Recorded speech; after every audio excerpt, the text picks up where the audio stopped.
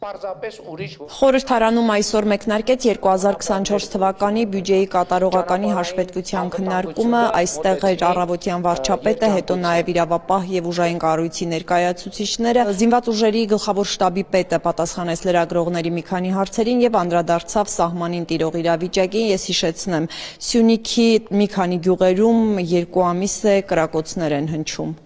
Սահմանային իրադրությունը ես գնահատում եմ հարաբերական կայուն, այո, կրակոցներ հնչել են, հնչում են,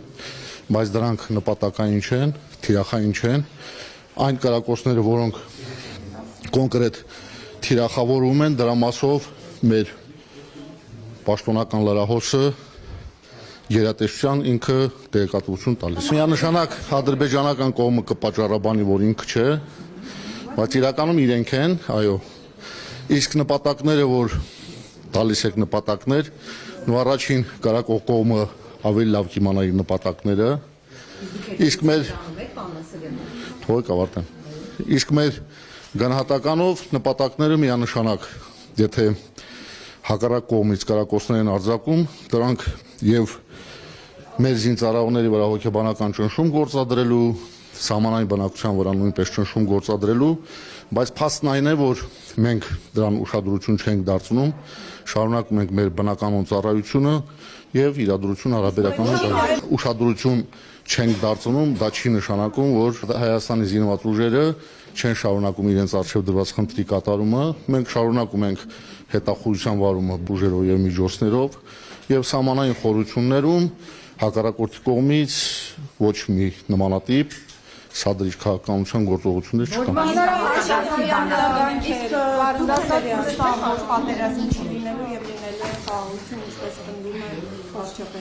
Հայաստանի Հանրապետության վարչապետը հանդիսանում է նաև ի պաշտոն է զինված ուժերի համար գերագույն հրամանատար, այն ինչ որ Հայաստանի Հանրապետության վարչապետը հնչեցնում է, ուրեմն բավականին հիմքեր ունի դա հնչեցնելու համար։ Պատգամավորների հարցերին պատասխանելուց հետո լրագրողների հարցերին պատասխանեց նաև ներքին գործերի նախարար Արփինե Սարգսյանը։ Նախարարին լրագրողների հարցերը հիմնականում կապված էին ոստիկանապետ Արամ Հովհաննիսյանի հրաժարականի հետ։ 2 օր առաջ ոստիկանապետը պաշտոնից ազատվեց, արդեն նոր ոստիկանապետ է նշանակվել եւ նախարարը անդրադարձավ այս թեմային, թե պատգամավորների հետ հարց ու պատասխանի ընթացքում, թե լրագրողների, պնդեց, որ որևէ խնդիր չի եղել ոստիկանապետի հեռանալու հետ կապված։ Գնահատել ենք, որ կադրային փոփոխությունը այս պահին տվյալ պաշտոնի համար կարևոր կլինի, որպեսզի ոչ թե այն տրամաբանությունը նկատի ունենալով, որ ինչ-որ մի բան վատ է կամ չգիտեմ ինչ-որ մի բան չի գնահատվել կամ չի արժևորվել պարոն Հովհաննիսյանի աշխատանքը, բնավ ոչ,